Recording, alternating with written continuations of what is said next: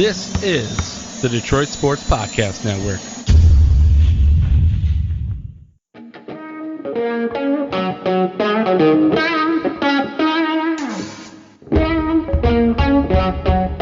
The biggest icon in podcasting.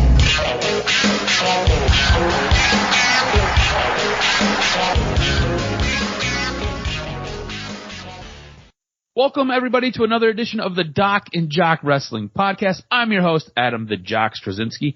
On today's show, boy, do we have a jam-packed show. A lot to cover this week that took place in wrestling. A wrestling legend, his child, makes her debut. Yeah, we're going to talk a little bit about that, as well as some sticky situations for WWE, New Japan, Carl Anderson, as well as WWE playing well with other wrestling organizations. Got the lowdown on all of that, as well as this WWE superstar going on IR, and possibly, I say possibly, hedge my bet here, possibly the final pieces for everything that took place with the brawl at All Out, and maybe we'll get some resolution to that story. I've got a huge spot in our news and notes to cover with all of that. Of course, we're going to take a look at what took place this week in the wonderful world of wrestling, WWE, AEW, but welcoming to the main stage right now, he's got sugar tits and he's got cinnamon on his lips. He's the one. He's the only. He is the Doc, John Macaroon. What's up, sugar tits? Man, feeling oozy, juicy, and ready to broadcast. Feeling good. Never serious. Never trying to stay in character. Always trying to talk shit. It is going to be a great opportunity to talk about WWE and AEW this week. Looking forward to it, cuz. Man, it was a good week. It was a good week of wrestling, man. Funny shit, and it really an opportunity to kind of really take a look at how some of these entertaining characters are getting themselves over, man. It's really fun. No, absolutely. And, you know what? Since you started there, let's just kind of start with what we've seen on Smackdown real quick, because I thought that Uso segment, the Bloodline segment this week, was absolutely fantastic. You had a match with Solo Sikoa and Sami Zayn, and all he did was ask Jey Uso to hold up his end of the deal and basically help out. He ends up costing them the match, and chaos kind of breaks down in the ring. They're having this back and forth, and then next thing you know, Roman Reigns' music hits, and basically Roman Reigns is about to lay the smackdown on Jey Uso as well as Sami Zayn. Sami Zayn is doing some of his best work you've ever seen. He drops the line where he's like, he's got a whole lot going on, basically covering for Jey Uso. He's got a whole lot going on, has been feeling real good, has been feeling real oozy. The moment he said it, everybody in the ring broke character. Everybody, like, Roman Reigns started laughing. Jey couldn't contain himself. You seen Jimmy in the background basically smiling. Sami Zayn had the best look on his face. What did you make of the Bloodline storyline this week in the beginning of the show? And they kind of actually did kind of filter out through the rest of SmackDown. I thought it was absolutely incredible. I think Sami Zayn is really doing some of his best work right now, and I think he's so underrated with this stuff that he's doing. Yeah, for the totality of SmackDown, it really was a show that it started off great with the half hour, and the last 15 minutes were good. But between the show, it just kind of faded off a little bit with some of the mid-card situations and the women and stuff like that. And Ronda Rousey kind of brings the show down because she can't deliver a reliable promo that moves anything along. So it was really kind of tough. But like you said, the beginning segment makes it so that the show was really hilarious. And I think the best part is you have, Jey Uso trying his absolute best to just not laugh, and he's just dying in the ring, and he's got to cover his hands. And remember, he's got to be pissed off. Yeah, he's supposed to be angry all the time. He's supposed to, pissed, like tight-jawed. Like, he delivered it great in the beginning where he's like, I don't like you because you're not an Uso. You are not blood. Bro, when he was like, you're a bitch ass. I don't know what he said, but I think he said bitch ass Oos. I'm not sure. Yeah. He said something, but I thought he was going someplace else, and I was getting ready to hit the censor button. Right. Oh man, he pulled that back so quick because it just flowed off the tongue. He was he is great. The Usos are great, and Roman Reigns is great. Their promos are fantastic. When he was delivering that line, I was like, oh crap, he legit is feeling this right now, and he is going in that direction. But he pulled it back, and he was like, oos, and I was like, man, that was fantastic. Like it was fantastic. The whole segment was fantastic. And it was like, if you ever watch Saturday Night Live when they're doing a funny skit and everybody is breaking character because it's just that funny that they can't keep their shit together, that is essentially what this was. Sami Zayn is the SNL character of this group, and him dropping that one line, nobody could keep their shit together, and I thought it made it that much more special. I thought it was absolutely great. It's when it goes off the rails but still has a point. I think Roman Reigns capped it all off, and he says, look, if you guys don't get your stuff together, I'm going to take the honorary away, and I'm going to call him Sammy Uso, which I thought was funny too because it got the crowd into it. And it's one of those things where you just had a purely entertaining segment that people liked, and it didn't matter what the true emotion was intended to be. It was entertaining, and the crowd really liked it, and they got into it. It got them into the show before the rest of the show started to unfold. So that was good for SmackDown to kick it off that way. I mean, we went 35 minutes with a match with the Usos losing and then having the segment. So it was long, but it got into the show and it helped carry it a little bit for a show that you got to remember too, which I think too we can segue into. It kind of played into the fact that this show was on FS1, so it wasn't like the most star-studded show you're gonna see, and you just kind of feel bad for the crowd because I saw some online reaction where maybe some boring chants broke out after the Uso segment. People don't like the long commercial breaks, and it goes to show you that and we don't want to be biased, but we've attended live WWE shows, attended pay-per-views and live events. And it's just the television taping or show is kind of the least enjoyable from a fan perspective because you got to fill 3 minutes and you're just sitting there on your hands. And in an ADHD society, we have friends, Kenny and other people. We have people over that watch wrestling. And I had a friend over, and he said, you know, I was excited. My son's getting into it. I'm like, oh, you watch wrestling? He's like, yeah, my son's into it. I took him to Raw, but I felt horrible because he was 9 or he was like maybe 6 years old, and he loves wrestling, loves WWE, but he found Raw to be boring.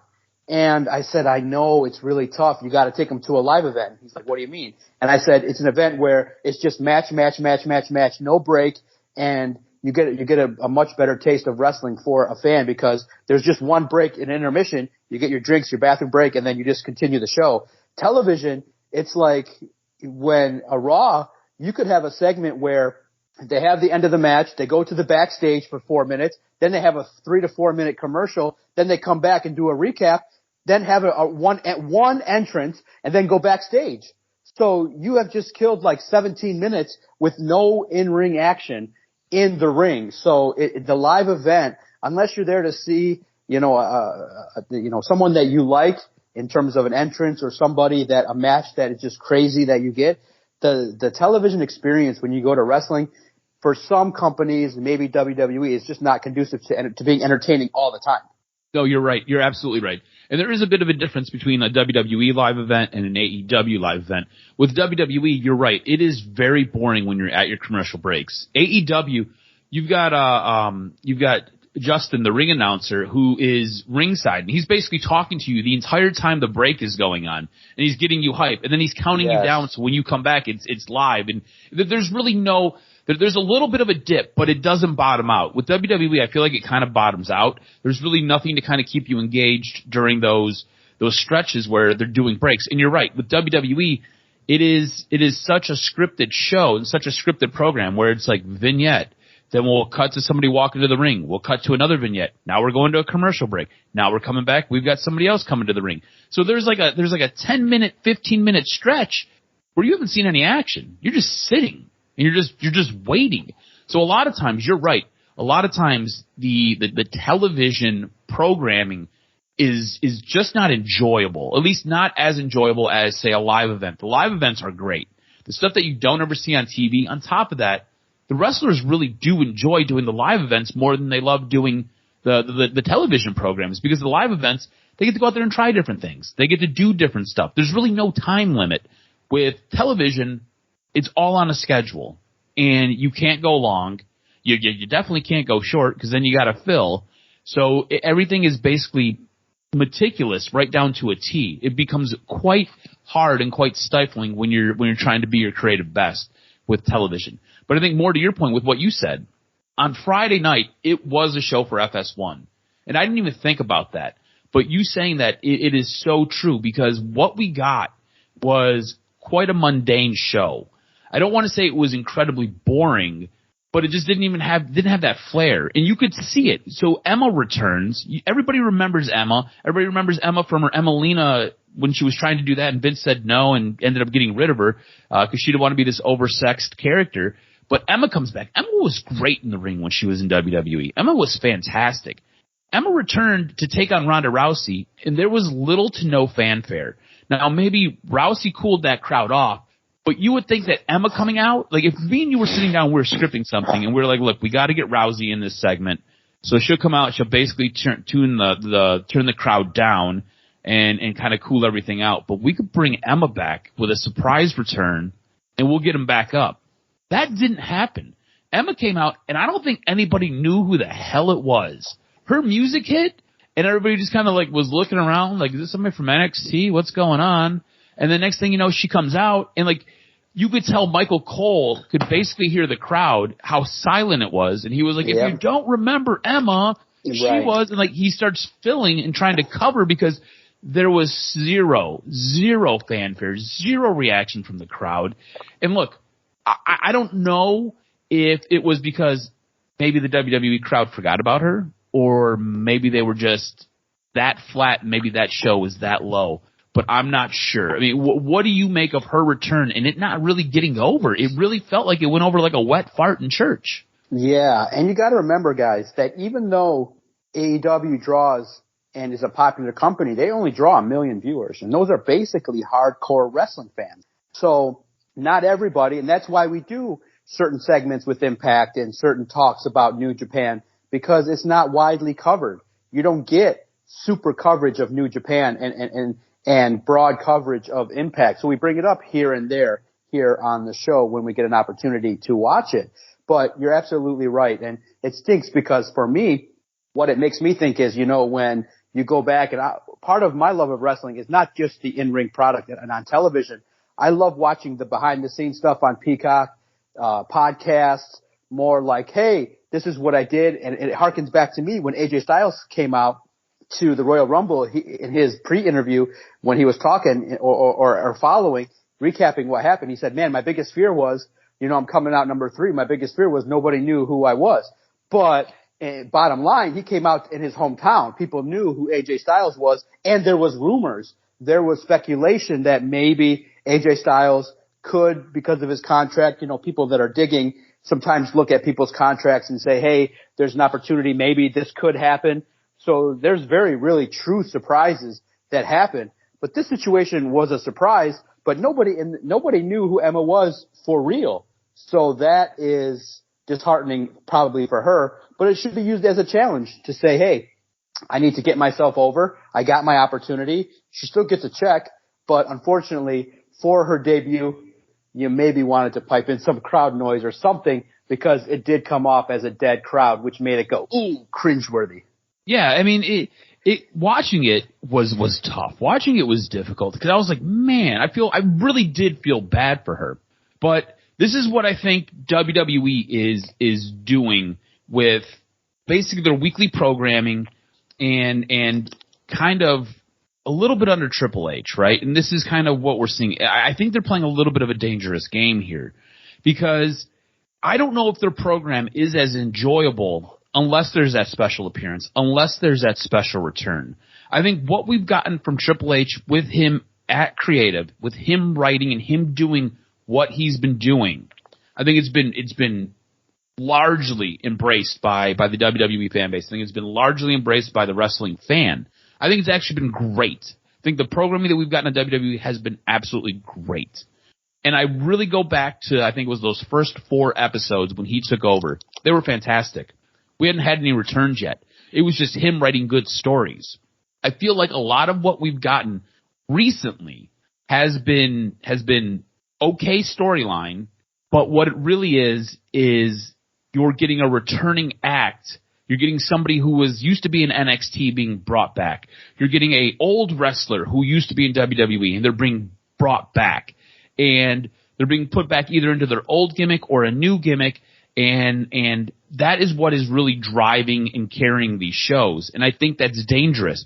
We talked about this a little bit with AEW a little while back, where they were basically going out and picking up any WWE wrestler that was released or let go, and that was what was driving their show. I think it's really dangerous to do that, and I don't think it makes for good television, good weekly programming, when you're basically having somebody brand new come in and really push that show forward to the next week. It's almost like you're putting the storyline off just to get that reaction, to get that crowd pop. I don't think that works. I think that's dangerous. I think you can do both, and you really should be doing both. But I think in the long run, good storytelling and good storylines will always win out over, hey, here's somebody new. Everybody rejoice. Do you feel the same way? Do you feel like WWE is playing maybe a little bit of a dangerous game here with their weekly programming, where if it doesn't have a big return or it doesn't have a special appearance, the show just doesn't feel special? It doesn't feel like, on a scale of 1 to 10, it doesn't feel like that show is anywhere from an 8 to a 10, which we would classify as a really good episode of Raw or SmackDown. No, because you got to remember too, we've been praising SmackDown and praising Monday Night Raw, and I know they include returns, but I look at it and I say, you know what? Tell good stories, have good matches, and I think what's happened is SmackDown just lacked star power. Am I right? It just didn't have the big enough stars outside of the opening segment and the end. You needed to have a little bit more this But week. I don't know if you can say that, because we would chastise SmackDown when Roman Reigns wasn't on it, and then we end up getting Roman Reigns, and he's the biggest star in the company. And you're right, for that first I would say 40 minutes of that show felt incredible, felt awesome, and then it kind of nosedived, but I don't know if that's just because there was not enough star power. Because anytime Roman Reigns is on a show, and he was in another backstage segment, so you got to see him again. There was Paul Heyman with Jey Uso in another segment. So like they spaced it out, but it just kind of felt like this show was kind of bleh for the most part. Yeah, but he didn't wrestle. And 40 minutes with 15-minute promos, you got to remember that people like promos, they laugh, and it's funny. But at the same time, what made shows great in those early episodes with Triple H? It was the 15-minute match that was clean, that told good stories. We saw good matches. We saw back and forth. We saw Kevin Owens now emerge and get into. So we saw the people that we wanted to get over. You know, people that were underutilized. Nobody wants to see Ronda Rousey kick Emma's ass. You know what I mean? That's just like, you know, I'm still down on the fact that she's the champion. So that's where it is too, where it's not so much the debut and the over-reliance on debuts, to your point. It's that some of the stars that we got to see on the show, like for me, did I really want to see Madcap Moss, who's been over, get his ass kicked by Killian Cross? Yeah, not really. Dude, I see that match and I was like, well, we all know how this one's gonna go. Yeah, exactly. It's like, you know. No, that one, you might have just used an enhancement talent. You know, it sucks that Madcap Moss is over. You know, that sucks. That's not what we wanted to see. And then I'm not into a man spooning another man and then doing a promo. You know what I mean? So, you know, that's not my cup of tea. So, like, beat his ass, let Madcap roll off to the side and then stand up and look into the hard camera and deliver something. I don't want the man's legs wrapped around another man's legs and being like, I'm going to get you, you know, Drew. And it's like, okay. And the other thing too, which is, you know, tough, is that these entrances are long. You know, Killian Cross, it has a movie-like entrance. You know, Bray Wyatt. Roman Reigns, always Roman 10 Reigns, minutes. yeah. Bray Wyatt, 10 minutes. Exactly. I think the rule should be 2. Only 2 long entrances per show. Get to the ring and keep it moving. But my God, you had 3 movie-like themes getting into the ring, and that kills minutes. So that's where I would say my dissatisfaction is. It's not the over-reliance on debuts. I think Triple H is a fan. And what's great, debuts are great when you have surprises and people that you like. It just kind of, to wrap up the WWE talk a little bit, it kind of goes full circle. You have a debut, but you have a FS1 debut, which is Emma. You know, if it was Fox, you might get a higher level caliber of a debut. You know what I mean? Yeah, no, I get you. And I think this is what we're kind of seeing with Triple H, or underneath the Triple H regime, is I think Emma and I think what we got on Monday Night Raw with Nikki Cross coming back. I think that's what you're getting now. You're getting these wrestlers in the characters that they embrace, and I think you're getting these characters that the crowd embraces, and I think it's a little bit more realistic. With Vince McMahon, it was very make-believe. A lot of things were very make-believe. And I think with Triple H, it's much more grounded in reality. And look, I just complained about WWE, but at the same breath, I'm going to say what Triple H is doing here is very, very good. And I think that's why the show we do is pretty fair and pretty balanced. Because we'll condemn you on one thing, but we're going to congratulate you on another. Yes. And what you get with Emma coming back, she's not Emelina. That's why she got let go from WWE. She couldn't pull off the Emelina character that Vince wanted. He basically wanted her to come out as this Sable-esque Terry Reynolds type character, just a ton of sexuality, and that wasn't her gig. That wasn't her bit. She felt very uncomfortable, and she couldn't get it over. And then you had Nikki Cross basically playing a superhero, playing a gremlin. She has played basically everything underneath the sun, and it all kind of feels like it falls short of connecting with the fan base. Now, Nikki Cross, her badass character, it connected, and you've seen it on Monday night. It connected. I think this is the epitome of what WWE is going to be under Triple H. I think it's going to be very grounded in reality. That being said, you've got a guy like Bray Wyatt who is very grounded in fantasy and is very out there. Initially and internally, Bray Wyatt is slotted as a babyface. I want to get your reaction to what you think about that before we kind of move on into AEW. So initially when we talked about this, we thought he'd probably be more of a maniacal heel. Right now he's listed as a babyface, and I'm not sure how that works. I know that the last couple of weeks we've kind of had him come out as a very vulnerable Bray, as kind of a rambling Bray, as this guy who is talking to the audience, almost taking a shield down, and I think that's how you get that baby face over. But in the end, I feel like we've all got one foot on land, we've all got one foot in the water, and we're waiting for the turn. Like, I don't think anybody has fully bought into Bray being a baby face. What do you think about him being a baby face? Yeah, it's kind of a slow build, and it's taking its time. We now got to wonder who is this Uncle Howdy character, but it's kind of the same thing. Long walk to the ring, kind of talking emotional, and then gets interrupted by these weird characters. I didn't care as much as Kenny did about the mask. I don't care about all that kind of stuff. I'm not into it like that. I like seeing Bray Wyatt. I like seeing what's going to happen. But now, for me, I'm ready for the payoff. I want to see him in the ring. I want to see, does he have championship aspirations? Who's the target? Who are these people? Now, it could be his brother. It could be, whatever it is. It is not in my wheelhouse of interest in regards to, oh my God, I have to just pay attention to all these QR codes. I passively look. People post it. It's great. But I'm way more invested in other type stuff right now with AJ Styles on Raw, Drew McIntyre, Killian Cross, Roman Reigns, other type stuff. So Bray Wyatt is a nice, best way to put it, a nice new toy that we get to see, but it's not the first out of the box for me. It's cool. It happens at the end of the match, at the end of the shows. But for me, I'm not into I'm not as passionate about caring about who the hell Uncle Howdy is and any of that stuff. It's cool to see Bray Wyatt, but now I'm ready to see who the hell he's going to face next in the ring. Yeah, that's kind of where I want to know where we're going with this, because this is starting to feel very long and drawn out. Yep. And it's like, I don't need you to instantly get into a feud, but I need to know where we're going, what direction we're headed in. Right. Which kind of leads me back to this Uncle Howdy character. Who do you think this is? Do you think that this is Bo Dallas? Because I've got my own thoughts, but I want to see who you think it is. I think it's Bo Dallas. I mean, some people have speculated maybe Randy Orton because of some of the past history. Listen, if it's a surprise, that's great. If you can get somebody totally off the radar that has played into it, maybe it's Seth Rollins. Who the fuck knows?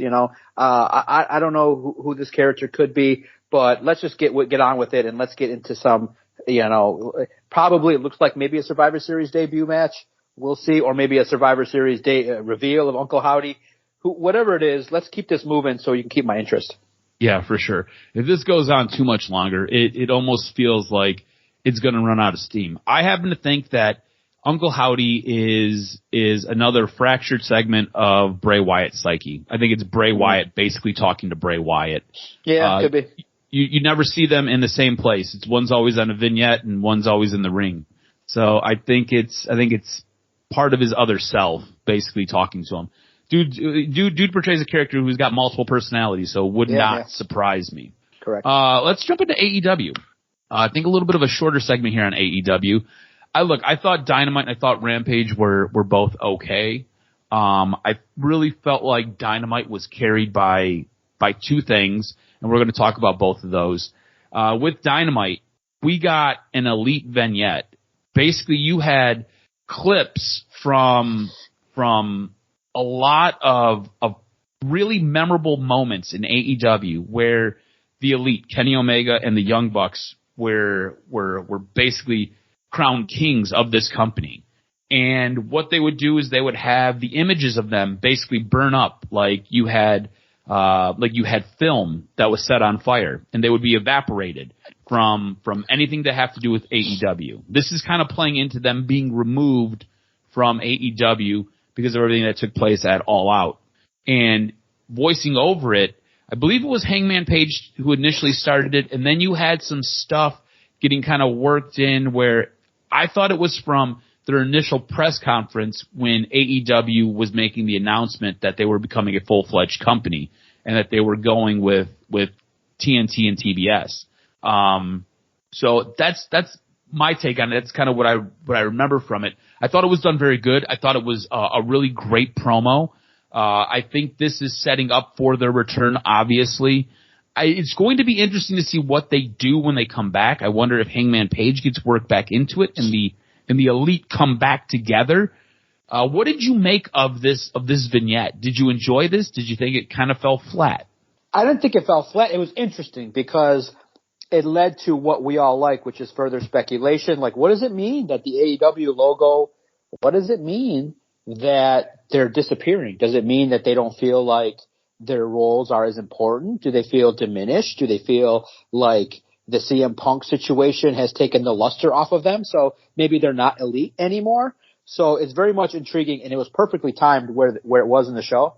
So I was very much loving the way in which Dynamite flowed with a match with Chris Jericho to start, having him lose. I think it's always good to start a show every once in a while, maybe 2 out of 4 or 3 out of 4 with the babyface winning. It gets the crowd into it and you can kick off the show as opposed to a promo. I think it should start with a babyface win and a promo in certain spots because it lends this to a positive feel. Like, yeah, Claudio is a fucking beast trying to put a guy on his shoulder and spin him around the ring. Like, what the fuck, dude? We know you're strong, but damn, that just screams like, Jesus, something bad could happen there. So I liked that. I liked the opening segment. I liked the way AEW flowed with the elite. I'm curious as to what's the best for business move with them because they've been heavily featured. Omega now had a stop-start, which is not good. I think that Omega is a top star. So you gotta find another creative way to get him back in the mix with Jon Moxley at a big event, and you gotta go forward. I don't want them to be a trio situation. It just feels like an underutilization of top stars. You know, you gotta find ways for the Young Bucks to maybe get over the Acclaimed and FTR in further situations. So there's more work to do. And like you said, I haven't even included Hangman Page yet. Like, what the hell are you going to do with him once he returns from a concussion? So a lot of good questions, which is good for AEW moving forward. I thought the show was very much in a spot that went well. You know, to me, it's tough because I like the open challenges that Jon Moxley will do and have people come up and challenge him. But on a big show, and I know Penta is an upper level star, I just thought for the first time I put in my note, Penta probably not believable to be in the ring across from Jon Moxley. Believable, strong character, great matches, but you gotta kind of start with a little bit higher caliber. And Jon Moxley doesn't have to wrestle every week or every 2 weeks to defend his title. Just once every 30 days, lots of involvement, lots of creative stuff. The champion doesn't have to fight guys like Penta in a televised show to get the belt over. You know what I mean? That was my take for on it. sure. And like, I don't think it helps that you kind of hot dogged a match with no build. You know what I'm saying? Yeah. Like, that does nothing. Like, what's the storyline between Penta and Jon Moxley? Are we just having this match to have this match? Because that's what it felt That's like. what it was. Yeah, it was like, I want a shot. Okay, you got a shot. It doesn't work that way for believability for a belt. You know exactly. Like what makes you like, we used to have power rankings in AEW, and it told you who was coming up next, and then they booked themselves into oblivion with that.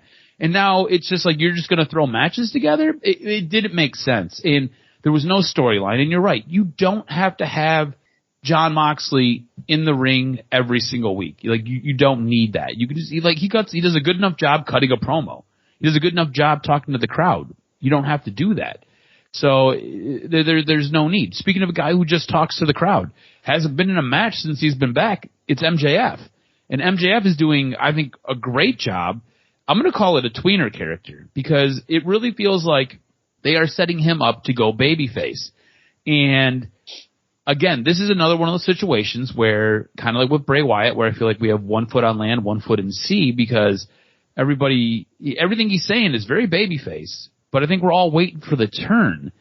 And I'm not sure how you felt this week. Like, when he came out and he did his promo with Renee, he was very, very congratulatory and very nice to the crowd. Didn't call them out. He called them out a little bit, but not like he usually does. Didn't bury the crowd. Kind of propped them up.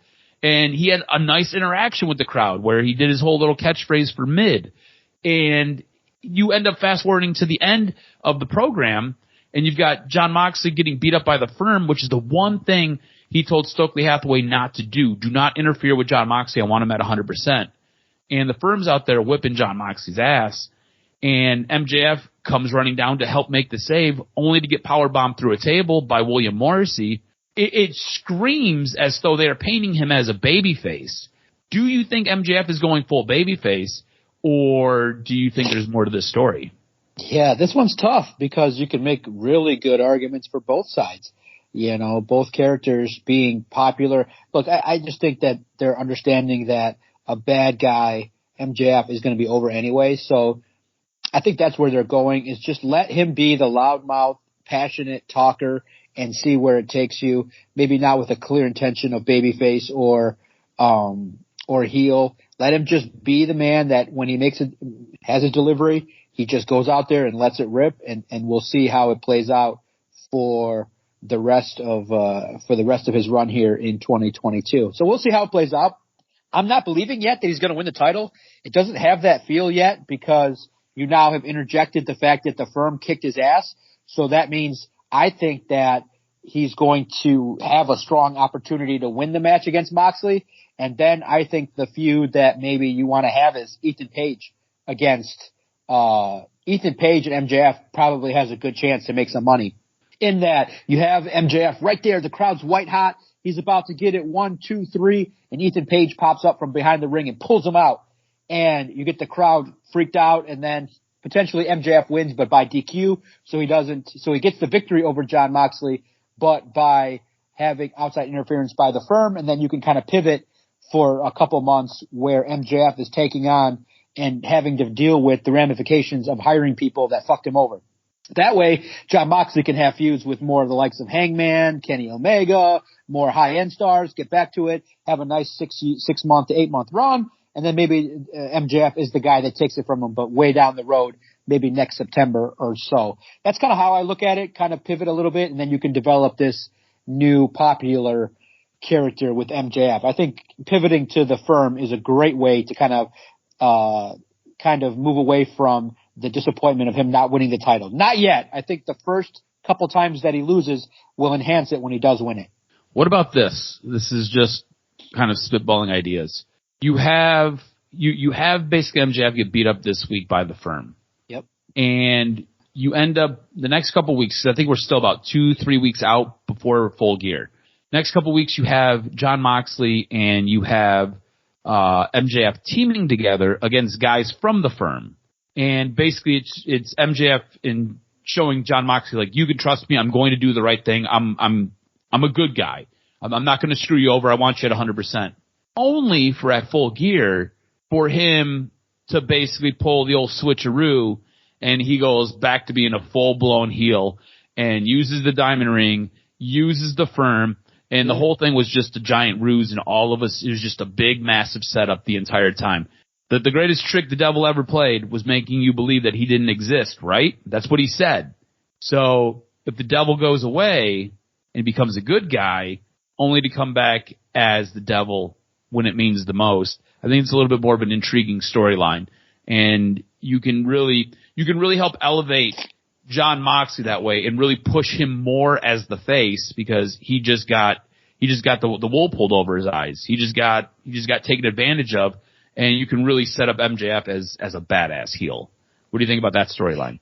It's not bad at all. Not a bad way to look at it, but maybe not with the firm. Maybe with somebody else. Maybe with Perfect 10. Maybe with Wardlow. Maybe with establishing a new relationship. But I think the guys in the Pinnacle again. Maybe in the Pinnacle, something as a ruse is absolutely an opportunity to take this forward. So it's going to be great. I think that MJF is untapped potential, baby. And that's what makes AEW spectacular, is that there's so much good stuff to look at in terms of handling it. So let's settle the debate, because Kenny and I got into it. I thought the Swerve botch was terrible. I thought it was noticeable, and I'll tell you why. Not because I'm some elitist that I think wrestling should be perfect. Here's why. Okay, for me, wrestling at some times, based on certain days like Wednesday or Monday, I'm with the kids, it's on in the background. Not as noise, because I pay attention to it, but you're paying attention to the match, you're looking online, you're chatting it up with your friends, you're playing with your daughter, you're laughing, you're telling stories, recapping your day. Most of the time, you can get through a match and you're not going to notice the smaller things. Okay, he goes to the ropes and a little stumble or things like that, or a little hesitation in the running of the ropes. That's fine.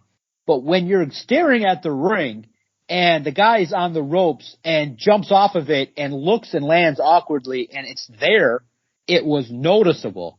So even in the background, I noticed Swerve had a botch. And Kenny comes to the table and plays all high and mighty, and then, for those that don't know, he's all like, oh my God, you're an elitist and you think that wrestlers should be perfect. And then he drops a little nugget, which is how fake news people kind of handle it. He goes, well, I didn't even see it. So I'm arguing just because I want to argue with my friend. I'm like, well, okay, I did see it. It was glaring and it's a botch.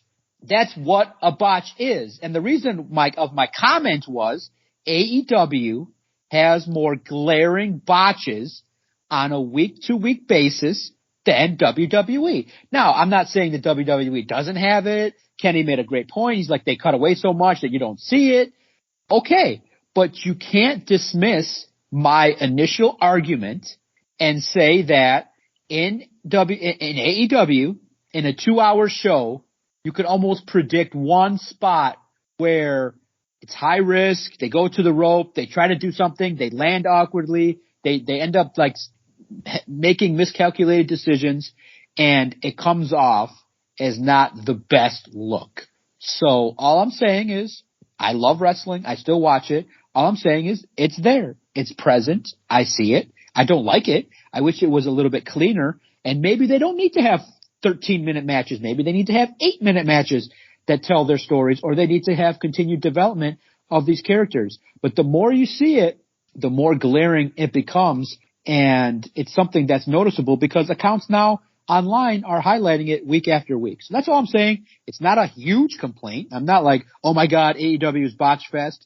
But what I'm saying is that these wrestlers, to become at the highest level, you got to make it so that it looks like you are in rhythm more times than not. That's all I'm saying, right? Am I right? No, you're right. And look, the Swerve spot was bad.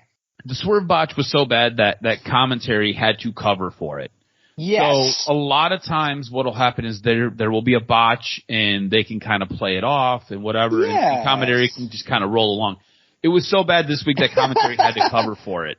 And they had to provide an excuse for it. So that's how you know it's bad. And you're right. AEW does have more glaring spots that show mistakes and show mess ups. These things do happen in the wrestling ring, because it's all just kind of taking place. This is the one thing I will say. Again, WWE is very heavily scripted. WWE, before their matches, they will go to the ring and they will basically run through their match. They will do a dry run of their match before they have their match. They do that early in the day. Generally, everybody shows up at the arena. The match is already built. And they usually show up right around, I would say, between 12 and 2. They obviously don't go live until about 7. So everybody gets in the ring and they kind of run through their match. They discuss everything, this, that, the other thing. I feel like with AEW, it's very indie-esque, right? Where they'll have a conversation before they go out. They'll work with whoever the producer of the match is. Then they get out in the ring and they're calling large parts of it on the fly. And when you do that, you get a much more organic match and it's not as rigid. It's much more flexible and it flows a little bit better. But with that, you tend to have more mistakes. You tend to have more hiccups. You've not choreographed or rehearsed whatever's going to take place. And because of that, you tend to have botches. You tend to have mistakes that are absolutely glaring. On top of that, you also have a younger production crew. Look, WWE's production crew's been doing this for 35 years? Like, you are brought in, and when you are brought in, like, you have basically worked at the highest level. WWE's not bringing a dude in like Kenny and myself. Like, I operate a camera and Kenny's a production guy. They're not bringing us in. Like, even though we have like a couple years experience doing these things, they're not bringing us in. Now we have a better shot of working in AEW, but we don't have a good shot of working in WWE because you don't have like a 10-year history or a 15-year history doing these things.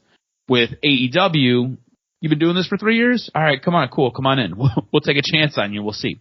So the standard's a little bit different. You have to remember, one's a newer company gaining its footing. I see it from both ends. I see both spots.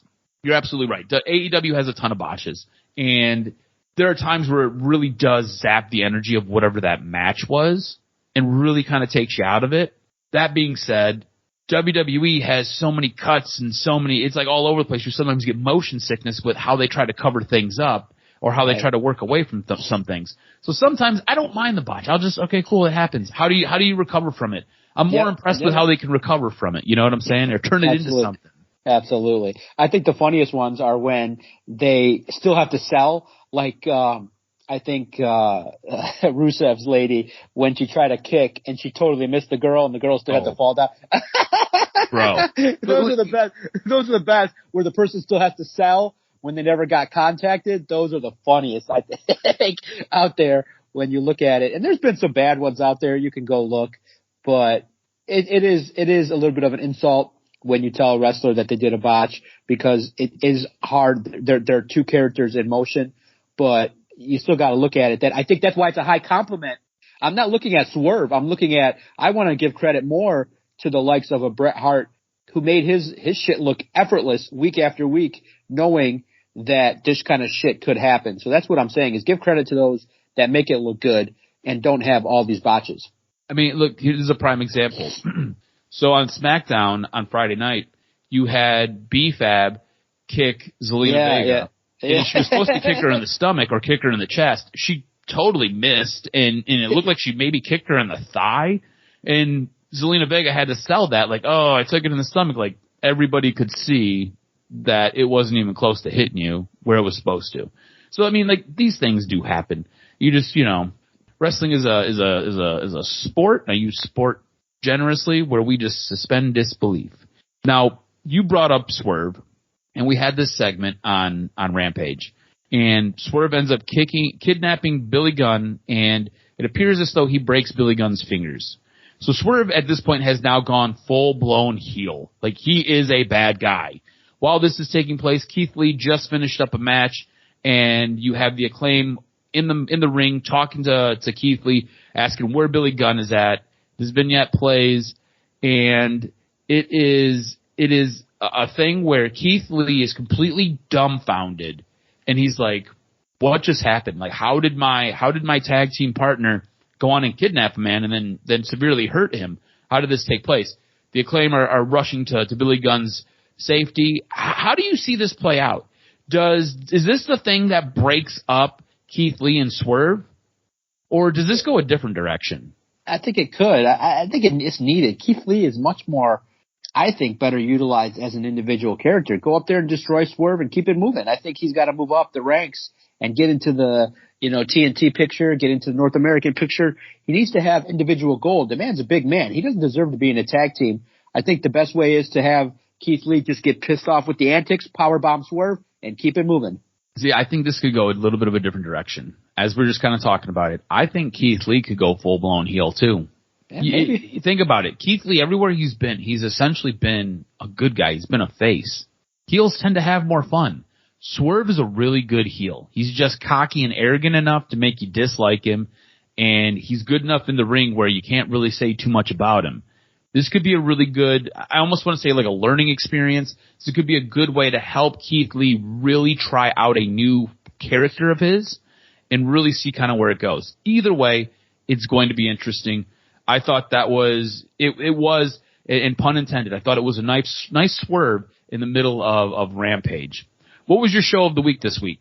I thought it was Monday Night Raw. I thought it was a good show. I thought that the opportunities that you saw were very entertaining. I really like what I'm seeing Monday nights moving forward in the directions of a lot of the mid-cards. I think that Monday Night Raw, given the fact that it's 3 hours, is having the opportunity to do good stuff with Seth Rollins, Riddle. A lot of characters now starting to move up in the ranks where they need to be to have a good show week in and week out. Not still a fan of the announce team. I kind of turn it down a little bit in regards to that, but you can't have it all, everything that you want. So for me, I thought Raw with AEW being a close second. Yeah, I would go Raw with Dynamite right there on the heels as well. You ready for some news and notes? Hit me with this week's professional wrestling news and notes. What made your list? So lots to get into this week. A wrestling legend's child makes their debut. On Tuesday night's NXT, the Rock's daughter was presented to the WWE Universe. After a promo by Joe Gacy, Rip Fowler, and Jagger Reed finally revealed their third member. Although before the reveal, the attire strongly suggested a female. Finally, the person who was unmasked and revealed to be the debuting Ava Raine. The 21-year-old has been in NXT since May of 2022. Also, we've got some sticky booking situations with WWE and New Japan, and they all involve Carl Anderson. Anderson is the New Japan Pro Wrestling Never Openweight champion and has a match scheduled with Hikuleo for November 5th of 2022. New Japan has issued an official statement regarding WWE's booking of Anderson for WWE's Crown Jewel on November 5th of 2022. So he's double booked here. He can't make it to both because of time changes. The long and short of it is that New Japan stands firm that they had the match booked on October 4th, while Anderson and Luke Gallows appeared on Monday Night Raw on October 10th. New Japan finished their statement by saying, New Japan has for the past several days attempted to negotiate with Anderson, but has not been met with a response. Should Anderson decide to renege on his scheduled championship match, he will be required to vacate the Never Openweight Championship and return the title belt to New Japan immediately. New Japan Pro Wrestling holds its champions to the highest standards of professionalism and sincerely apologizes to the fans for any disappointment or inconvenience caused by the matter. With New Japan hopeful of a resolution, it looks like the ball's in WWE and Carl Anderson's court as to how they will handle this situation, but the results are going to really tell us how WWE is willing to do business with other companies in the new Triple H, Nick Khan, and Stephanie McMahon era. Some reports have come out a little bit later on this week that it sounds like these two groups are working together for a resolution of this, and a lot of what you're seeing with Carl Anderson on social media is just them kind of playing along, but it does sound like they are working together to get this fixed and get this resolved. I don't know how they'll do it because with the way the time changes are set up, he can't make both places in one day. It just wouldn't work. It's a 16-hour flight. There's no way he can do both. So it'll be interesting to see kind of what they do and how they get this fixed. Sticking with WWE and working with other companies, could a historically prestigious wrestling organization team with WWE? Speaking with Metro, Billy Corgan, owner of NWA, argued that a working relationship between WWE and NWA would be beneficial to both sides, noting that he's optimistic about the companies potentially working together in the future despite previous talks regarding a deal to feature NWA on WWE Network fizzled out. Corgan said, "It didn't go anywhere and that was fine. Very, very good discussions, very open and cool. They certainly liked what I was trying to do, and they've always been cool about what I was doing with NWA, so I remain optimistic going into the future that there might be some business there to do. Sticking with WWE, there's a WWE superstar on IR. Tommaso Ciampa confirmed Wednesday that he underwent surgery to repair a hip injury. On Instagram, Ciampa shared photos of himself in a hospital bed next to his doctor and noted that it was determined that his hip labrum was the cause of his glute and back pain that he had been experiencing. Ciampa thanked the doctors and the WWE medical team, his wife, and his daughter, and noted that the road to recovery begins. The last televised match for Ciampa was on August 22nd. It was an episode of Brawl where he teamed with The Miz against AJ Styles and Bobby Lashley. Somebody who was written off TV last week was Sheamus. Sheamus was written off TV because he actually just recently got married. So congratulations to Sheamus. You won't be seeing him for a little bit. Again, they say he's dealing with a displaced fracture, I think in his elbow. But that was just so he can go ahead and go get married. We may have the final pieces of the all-out brawl coming to rest, and all of this signals to a star being on the outs. Now, I basically got a lot of information here, and I got it from about 3 or 4 different stories with a couple of other reports to kind of help piece it all together. So this is going to be a little bit all over the place. So just kind of bear with me a little bit. But no big surprise here, but it sounds like CM Punk's time with AEW is officially over. Last week we reported that AEW and CM Punk were working on a buyout of his contract. The main sticking point was the non-compete clause.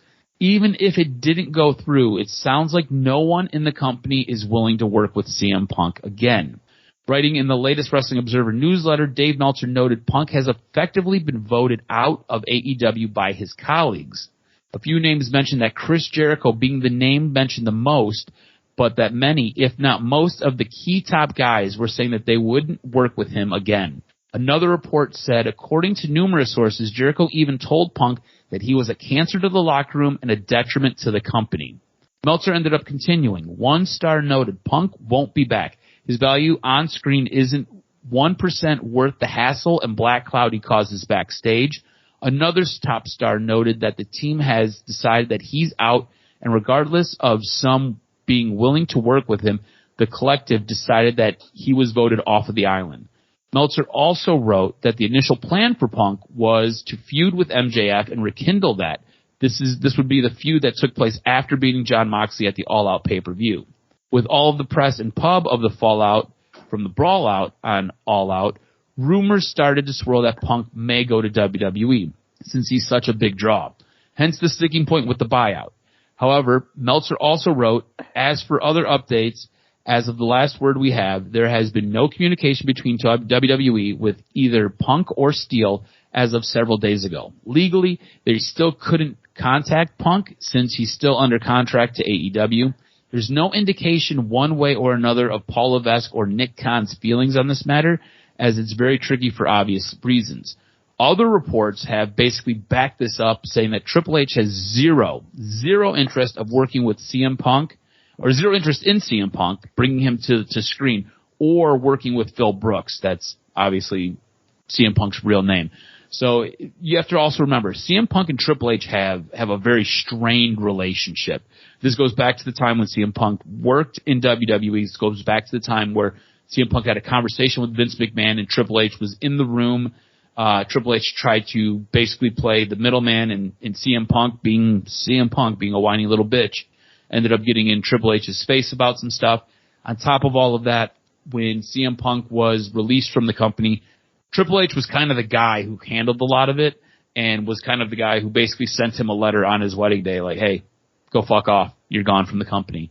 So CM Punk has never really let that go. So I don't see CM Punk ever going back to WWE. But it looks as though CM Punk will be no more with AEW, especially with the Elite looking like they're coming back. There was a story that was released by CM Punk's camp. Again, CM Punk can't legally talk about it, but his camp can. And it sounds like large parts of that story that were told were a little bit fictional. There were things that came up that were never part of the original story, and it really sounds like that was how CM Punk was trying to justify his actions.